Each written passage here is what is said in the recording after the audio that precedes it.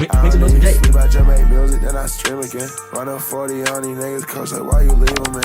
New Balenci jacket, yeah, the inside is beaver skin. Let them do that talking, I can't ever fucking beef with them. Hate a regular bitch, I swear to God, I cannot be with them. Colors in my dress like mom, I promise ain't no f***ing shit. I ain't never had no problem bagging bitch.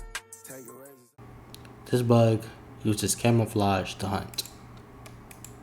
It may take you a couple of seconds to realize that there's a camouflaged mantis here, but that's all the time it needs to grab you and eat you alive. Yep, there's mantises that have learned to imitate flowers so well that they grow literal petals on their arms, all just to trick bugs into walking near them. And apparently I can get 4 different variations of them online to keep as pets. So hey, I guess let me buy them. Add to cart. And because of their fantastic one-day delivery, the next day I got the package. Inside was 4 little containers, each with their own mantis. There was 2 of these pink and white flower mantises. There was 1 dead moss-looking mantis, and also 1 black mantis, which doesn't really blend in with anything in nature, so I don't know why this was included in the camouflage pack, but I'll make it work. For the builds, I'm gonna take out 4 enclosures and start spraying the backs of them, all of course with some spray foam, which I then covered in dirt and moss, and I did that to every single enclosure. I then even went and added some little spray foam mounds on the backs of each background so they all had some depth and variation to them. Now from here, I'm going to create the camouflage bases of each enclosure, starting first with the 2 pink and white flower mantises. For these guys, I started by filling up their enclosures with dirt and attaching some smaller sticks hanging along the back of it. I eventually want to get pink and white flowers all over this, but for now, we're just making the base. I then used some of this green moss to hang off the ends of all of the sticks. We don't want to use too much of this stuff though, because the mantises don't really blend in that well with it. Then for the start enclosure, we're gonna put in those same dirt and sticks, but as you can see, this mantis evolved to have more of a pattern that matched this tan dead moss. So this time I put a ton of that moss everywhere along the branches. Then for the floor, you guessed it, more tan stuff like dead leaves, some more moss, sticks, and pine cones. But I feel like this enclosure is still kind of missing something, and to be honest, I've kind of ran out of all of the tan materials. So I'm just gonna head outside, and as you can see back here, there's a ton of these like dead flower things, but they look exactly like the mantis. So let me pick off a few and take them inside. But you see, I don't want to just shove these into the enclosure because there's a chance that there's some deadly bacteria and parasites on them. So to kill all that stuff, I preheated my oven to 250 degrees, lined the sticks up on a baking sheet, and slid it inside. Basically, because the temperature is so high, it's gonna kill all the bacteria and stuff on here, so we can put this in the enclosure. All right, it's been in there for like 30 minutes, so let's just pull this out, and oh yes, it's looking nice and crispy. Maybe a little too crispy. That one looks like it just caught on fire, actually. Anyways, I put those around the enclosure, and then it was done. Now, finally, onto the black mantis's base. And as you know, this guy doesn't really blend in.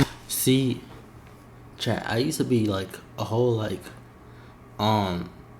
bugs and insect type of geek when I was younger, but now I can't remember shit about any of them, bro. Like dinosaurs too. I used to be a dinosaur geek. I used to watch Dinosaur Train all the time. I used to have a dinosaur book that I would always read. Like, I haven't kept up with it, bro. Not well with normal stuff, because like nothing in nature is black really. But I'm not gonna let that stop me because I actually have an idea. So what I did was go outside and started to saw a few branches off of some trees. Once I had collected a few of them, I laid them down along a metal sheet as they were now ready for my experiment. Everyone, say hello to a blowtorch. Yes, this is real. Apparently, you can just buy one at Walmart for $20 and you don't need a license or anything. I don't really know how to use this thing, but basically, I just want to burn the wood so it's black. So I guess let's just try it out. So that's what I did. Basically, the sticks catch on fire for just a second, which is just enough time for them to turn black. I also decided to burn them one by one in order to not accidentally start a giant bonfire in my house. I then put all this black wood around the enclosure and kind of just stuffed the larger pieces in the top of the sticks, and there we go. There we go. Looks pretty good now, but I think we can go even darker. And we do that, of course, by once again getting the blowtorch, and we're just gonna go along the background and just kind of set it to fire. Oh, shoots. Oh, I gotta be careful. To all of you watching, make sure not to try this at home if you're not a trained professional. And if you're wondering, no, I'm not a trained professional, and I'm literally doing this in my house, so, All right, there we go. It kind of just looks like a where his fire went off here, but... Anyways, the next step is to put some plants in here. And this is where the camouflage ability of each mantis is really gonna come alive. So I drove to Home Depot because I heard they had just restocked their plant selection. Oh dang, look at all the plants here. Oh, no, all these flowers are actually right there, perfect. I was just about to say that. For the pink flower mantises, I of course got some pink flowers and a couple white flowers. For the dead moss mantis, there wasn't much to choose from, but I ended up getting this one, which was kind of the same color. And finally, I just got a green plant for the black mantis because there wasn't any black plants actually. When I got home, I of course got out all the plants and started by just putting them in the first 2 flower enclosures. But I still feel like I gotta make these 2 enclosures way more pink. And in order to do that, I went outside and went up to this pink tree I have in my yard. The flower petals all over, it looked like a good color, so I grabbed a few of them and scattered them along both of my enclosures. Now, when I put one of the pink flower mantises up to the flowers and let them climb onto it, it's almost like it completely disappears. Anyways, now it's time for this 3rd enclosure. Now, if you remember, I got this plant for this enclosure, so I kind of just picked off parts of it and planted it along the soil all around the enclosure. And as you can see, this mantis blends in all right with this, but it's actually going to be mostly used as just a way to climb up to some moss where she really blends in with. All right, that looks good. And now time for the black enclosure for the black mantis. And for this, I just got a green plant because obviously there's no such thing as a black plant or... Wait, actually, there might be a thing as a black plant. Let me test it out. Let me put that leaf there. I feel like I've seen a black plant before.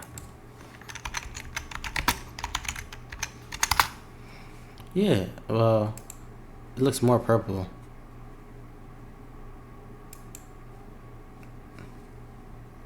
Yeah. Yeah, he could have got like a purplish plant. Yeah, he could have got a purplish plant.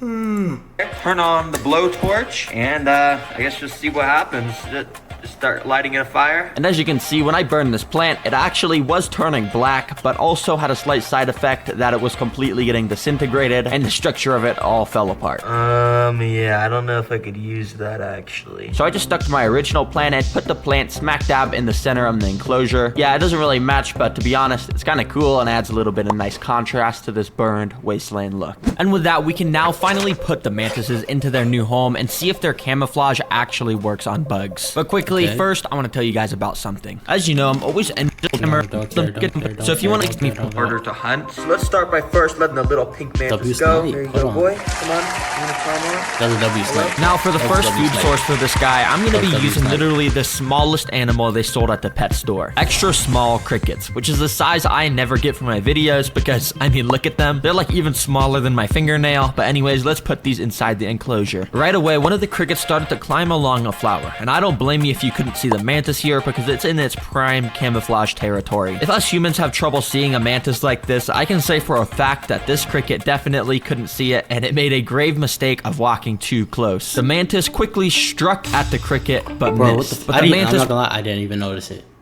I didn't even notice it.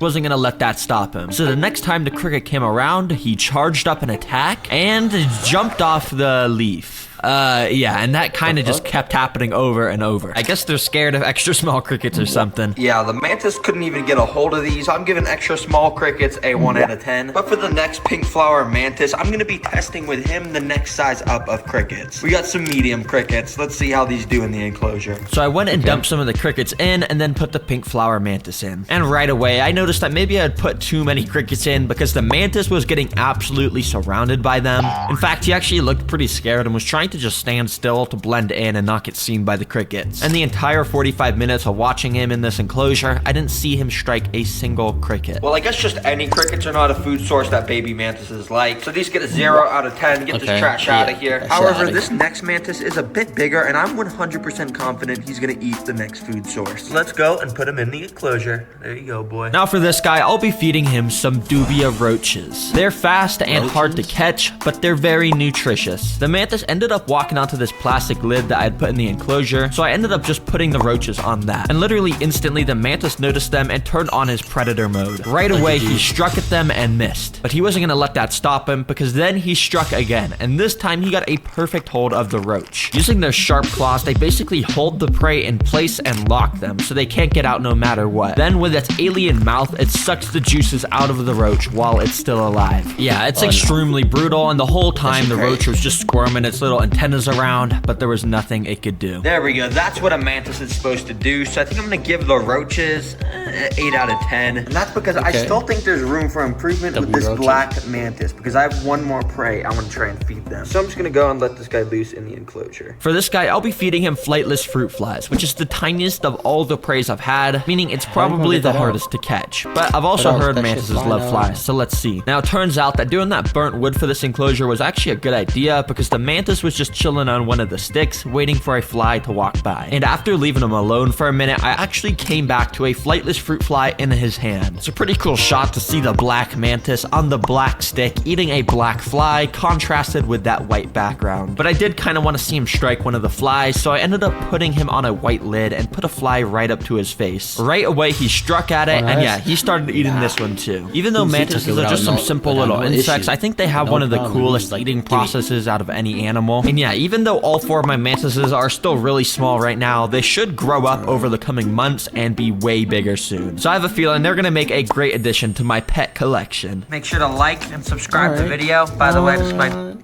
new dog. His name's Jet. Alright, W video, bro.